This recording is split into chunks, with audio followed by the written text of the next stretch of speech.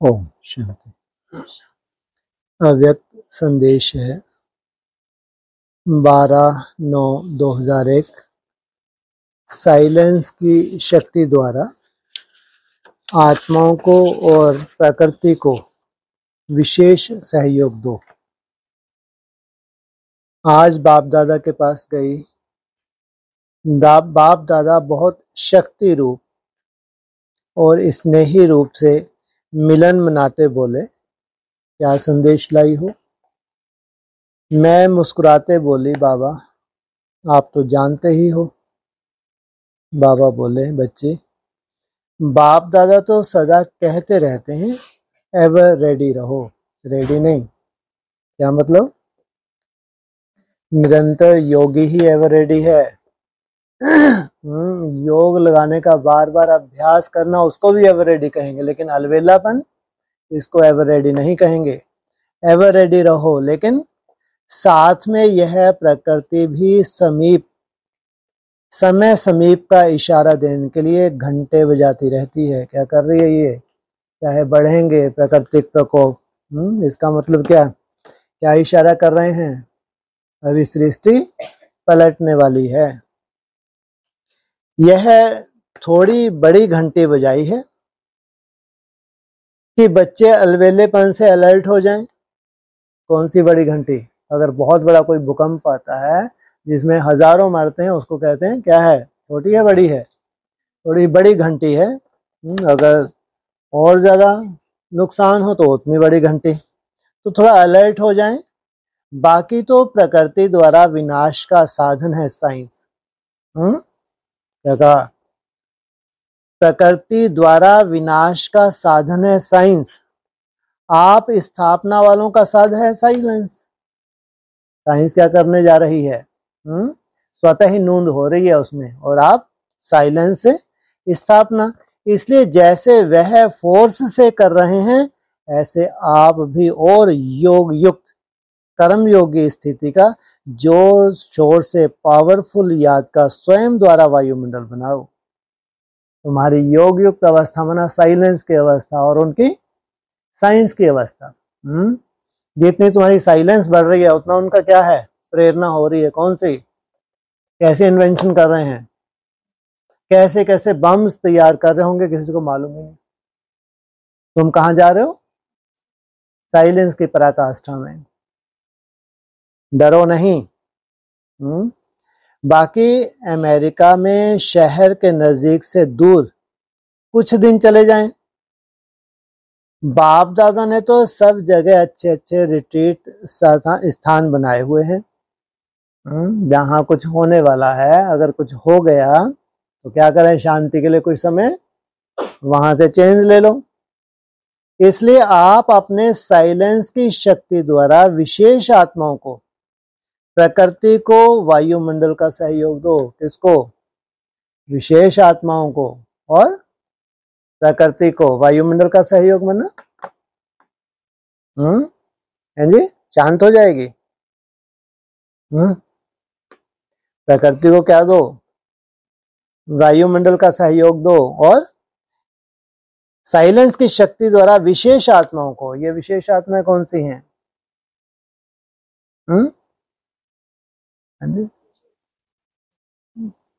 विशेष आत्माओं को सहयोग दो साइलेंस की शक्ति द्वारा। अव्यक्त आत्मा ही है, आपके सहयोगी बनने वाले भी तो हैं।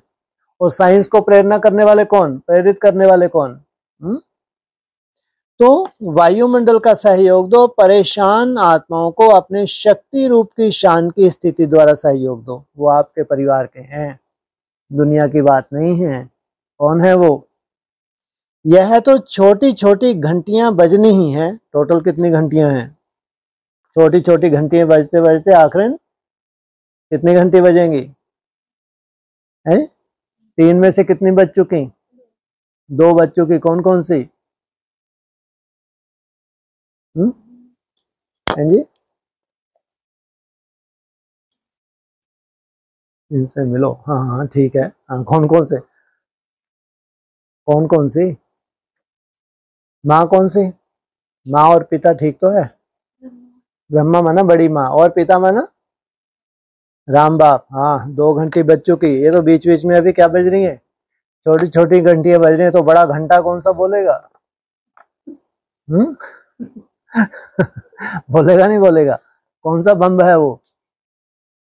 हैं जी? हाँ वो घंटा है, बहुत बड़ा घंटा है वो। तो यह तो छोटी छोटी घंटियां बजनी ही हैं आपको अपना कार्य तीव्र गति से कराने के लिए। ये जो वैराग पैदा कर रहे हैं, छोटी मोटी परिस्थितियां छोटी हैं बड़ी हैं, किस लिए वह हैं, क्यों बढ़ेंगी ये? क्यों नहीं सुनते? क्यों वो थमला बन गया कि तुम्हारे अंदर क्या करना है? अलवेलापन बहुत रहा, समय कम है। अगर ऐसे ही चलेगा किसी भी स्थान पे पहुंच पाओगे, और किसी कोने में भी तुमको सेफ्टी करनी है वहां तक भी नहीं पहुंच पाओगे। इसलिए तुम भले उंगली उठाओ परिस्थिति को, लेकिन परिस्थिति बढ़ेगी, तुम्हारा वैराग बढ़ेगा, उससे तुम्हारी क्या बढ़ेगी? प्रैक्टिस। तुम्हारा अलवेलापन क्या होगा? रहेगा? रह ही नहीं सकता, देखो तो भी नजारा क्या है।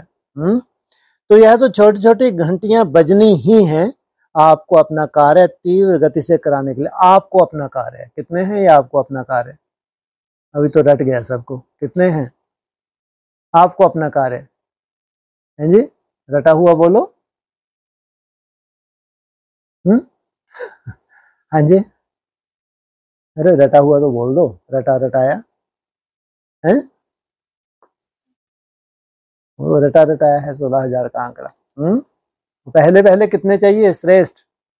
16,000 में तो कितनी कैटेगरी के हैं? अचल रहो, अडोल रहो।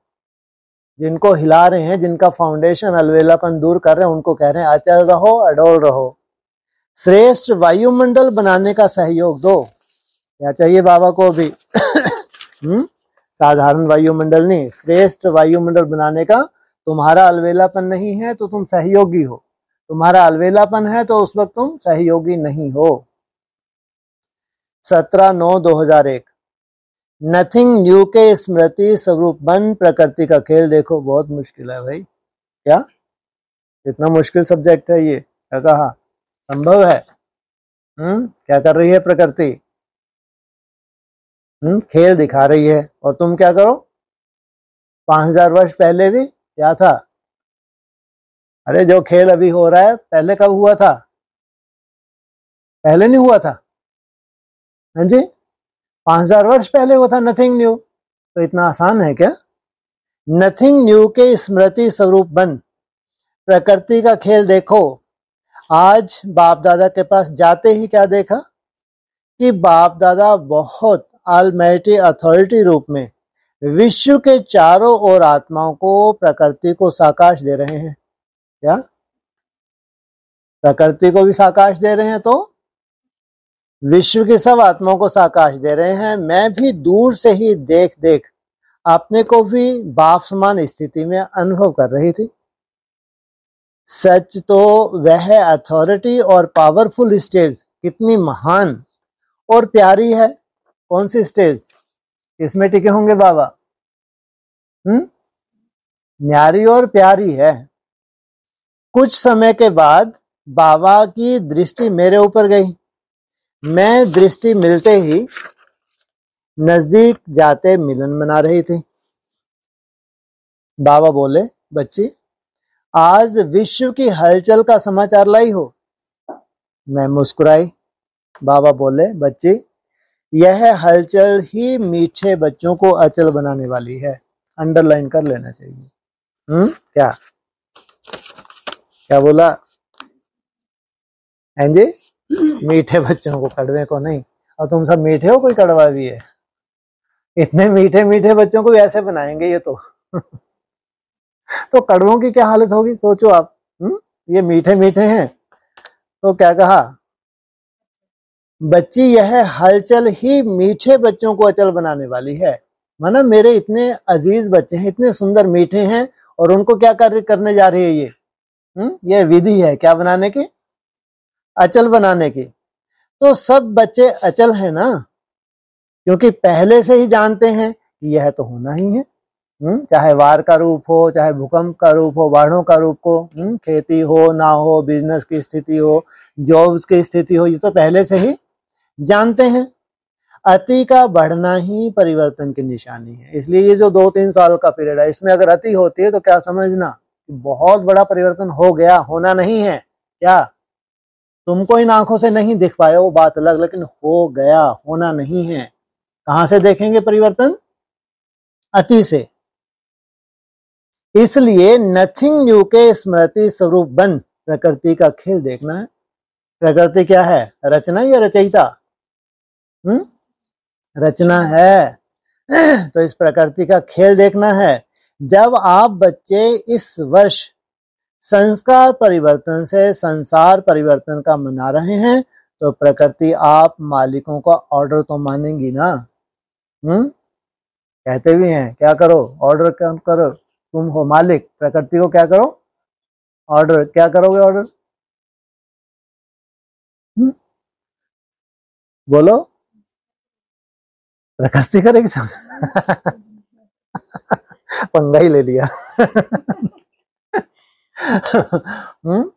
अरे प्रकृति को तो आप चेंज कर रहे हैं, आप संस्कार परिवर्तन तो आप कर रहे हैं। आपने अपने संस्कार से अपना संसार परिवर्तन कर लिया, अब आप किसको ऑर्डर कर रहे हैं? अब तुम धूम मचाओ। हमारा संगठन तैयार है, अब हम ऊपर जाने के लिए तैयार। कहाँ ऊपर? जहां भी हम तो ऊपर जाने के लिए तैयार है। अब तुम जरा सा खेल दिखाओ। हमने दुनिया को सालों साल बताया, सुधरे ही नहीं। पूरे विश्व को बताया कि यह बहुत बड़ा परिवर्तन, बहुत बड़ा परिवर्तन होने का। कान पे जूं रहेंगी किसी के? कितना तुमने माथा मारा, कोई असर नहीं हुआ। तो प्रकृति को ऑर्डर देते हैं, अच्छा अब तुम अपना काम करो, हमारा काम हो गया। तो मालिकों का ऑर्डर तो मानेगी ना। किनका मानेगी? मालिकों का मानेगी, जो रचयिता है प्रकृति के। बोलो। प्रकृति जीत बाप दादा के मालिक स्वाभाविक बच्चे। जैसे प्रकृति अपना कार्य जोर शोर से कर रही है, ऐसे ही बच्चे भी स्वयं के परिवर्तन, संसार परिवर्तन का कार्य तीव्र गति से कर रहे हैं। वह प्रकृति का सहयोग देखने में ही बिजी हो गए हैं। कितना वैराग लाएगी? सहयोगी है। क्या है तुम्हारी? अगर वैराग पैदा हो रहा है तुम्हारे अंदर परिस्थितियां देख के, तो वो क्या है? तुम्हारी सहयोगी है। इतनी आत्माएं नाहक मृत्यु से परेशान हो रही हैं, तो अपने बहन भाइयों के ऊपर रहम करो। मनसा द्वारा शांति की साकाश दो अपने भाई बहनों के ऊपर। पूरा विश्व ही है, लेकिन तुम्हारे क्या है? अपना ही कुल है। उसमें भी अगर थोड़ी सी कमजोरी रह गई, कमजोरी कौन सी? पुरुषार्थी। तो उनको थोड़ा सा आंच लगती है, नहीं लगती है ना? तो उनको क्या दो? शांति का सहयोग दो। समय की पुकार, आत्माओं की पुकार, भक्तों की पुकार सुन रहे हो ना? क्या समय भी पुकार रहा है, तो आत्माएं भी और भक्त भी पुकार रहे हैं। तो अपने आप को चेक करो कि अपने मन बुद्धि की लाइन वाइसलेस पावर द्वारा क्लियर और क्लीन है। वाइसलेस क्या है? वो है वायरलेस, और ये है वाइसलेस। क्या है? जितनी पवित्र बुद्धि है उतना क्या है? एकदम लाइन क्लियर है। तीसरा नेत्र भी कैसा है? एकदम सूक्ष्म है। एक बार पॉइंट ऑफ लाइट को इमर्ज कर लिया तो फिर टिके ही टिके। क्लीन है, क्लियर है। क्योंकि वर्तमान समय की हलचल के वायुमंडल पर मान कोई भी समय अचानक कहां भी किसी समस्या को पार करने के लिए बुद्धि की लाइन बहुत प्योर चाहिए। टचिंग कहाँ होगी? घर बैठे बैठे तुमको टचिंग होने वाली है। इसलिए बाबा ने क्या कहा है? उनका है वायरलेस और तुम्हारा है वाइसलेस। तुमको वहीं बैठे बैठे टचिंग हो जाएगी और तुम सेफ्टी के स्थान पे पहुंच जाओगे। जो समय पर एक्यूरेट टचिंग हो सके, क्या करना है, क्या होना है, यह स्पष्ट हो जाए, उस वक्त तुमको क्या करना है यह स्पष्ट हो जाए, इसी साधन द्वारा सेफ हो जाएंगे। यह साधन इस समय के वायुमंडल पर मान हर बात का समाधान है। कौन सा साधन मिला? वाइसलेस बुद्धि। यह है सबसे बड़ा साधन। यही तुमको टचिंग देगा। सब साधन क्या हो जाएंगे? फेल हो जाएंगे। इसलिए बिंदु आत्मा हूं। ज्योति बिंदु बाबा के कनेक्शन द्वारा बिंदु लगाए डबल लाइट बन उड़ते चलो, साकाश देते चलो, मनसा सेवा को बढ़ाओ। निर्भय बन बेफिक्र बादशाह की स्थिति में स्थित हो जाओ। कोई भय नहीं। भय कब जाता है? लास्ट में, एकदम लास्ट में जाता है भय। उससे पहले शत्रु कौन कौन से हैं? दो, आलस और अलवेलापन। उसके बाद निर्भय बनते हैं। सोचो, वो तो तभी बनते हैं जब संपूर्ण आत्मिक स्मृति होती है तो। लेकिन प्रैक्टिस करवा रहे हैं पहले से। निर्भय बन, बेफिक्र बादशाह की स्थिति में स्थित रहो, सदा यह याद रहे कि होना ही था वह हो रहा है। कुछ नया नहीं होने जा रहा, जो होना था वही हो रहा है। इसके बाद बाबा ने डबल फॉरेनर्स बच्चों को भी बहुत बहुत मीठे स्नेह स्वरूप से याद किया और कहा, मेरे डबल फॉरेनर्स बच्चे दूर रहते भी बाप दादा के नयनों के नूर हैं।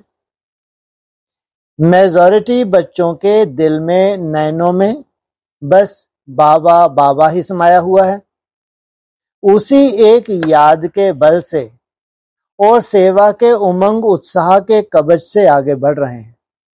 बाप दादा भी विशेष बच्चों को याद का रिटर्न, दिल का सहयोग सदा देते रहते हैं। इसलिए हर बच्चे को नाम सहित याद, बाप दादा की याद देना। भारतवासी बच्चे तो बाप दादा की कर्म भूमि, वरदान भूमि मधुबन के समीप हैं, बाबा के दिल के भी समीप हैं।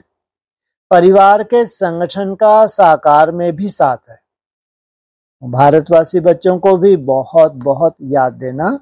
इसके बाद बाबा को वर्तमान वीआईपी के प्रोग्राम प्रति समाचार सुनाया तो बाप दादा सुनते बहुत मीठा मुस्कुराए और बोले, समय के वायुमंडल को देख सुन फिर भी अपना भाग्य लेने के लिए उमंग उत्साह से पहुंच गए। जैसे जैसे समय नजदीक आ रहा है तो कौन है बड़े बड़े वीआईपी हैं? बेहद के, हद के नहीं। हैं जी? ये जो बीज हैं, जो ये धर्म पिताएं हैं बेहद के, ये क्या हैं? ये वीआईपी हैं। तो अपना भाग्य लेने के लिए उमंग उत्साह से पहुंच गए हैं। सभी बच्चों का शांति की शक्ति के प्रति और शांति सागर बाबा से प्यार के प्रति मधुबन पहुंचना देख बाप दादा हर्षित हो रहे हैं। बाप दादा विशेष हर्षित हो मुबारक दे रहे हैं। सदा इसी लगन से आगे बढ़ते और औरों को भी आगे शांति की आध्यात्मिक शक्ति का अनुभव का परिचय देते रहना। बाप दादा की तो हर बच्चे में बहुत बहुत दिल से श्रेष्ठ उम्मीदें हैं कि यह हर एक बच्चा अपने अनुभव द्वारा औरों को भी बाबा के कार्य में, शांति के कार्य में सहयोगी बनाएंगे। अनुभव क्या होता है? क्या है अनुभव? जितना जितना तुम्हारा समय निकलता जा रहा है किस खाते में जा रहा है?